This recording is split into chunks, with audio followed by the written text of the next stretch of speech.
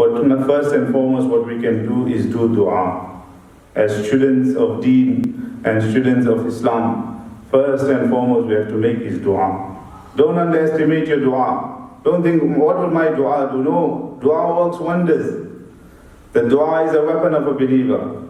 Dua mukhul ibadah. When a person prays to Allah and he makes dua at the time of tahajjud, dua was the one that got the ship of Nuh alayhi salam sailing around the world. Dua was the one that took Yunus alayhi salam out from the belly of the fish.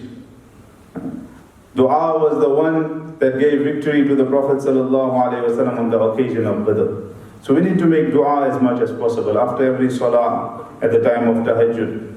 Secondly, we can do is that in our arts and culture that we have in school, etc., we should speak about in our arts and culture. Let us draw Masjid Al Aqsa, draw the map of Palestine, draw the whole map of Palestine, that how huge Palestine was, and bring that out to the world. And thirdly, we should do is change the narrative. Today, unfortunately, the narrative out there is that why is the Arab world not taking the refugees of Palestine? Why should the Arab world take the refugees of Palestine? They are not refugees. These are people, they are living in their own homes. Their homes are being looted, their homes are being destroyed. Yes, we should support them to remain in their homes. We should support them to remain in their lands.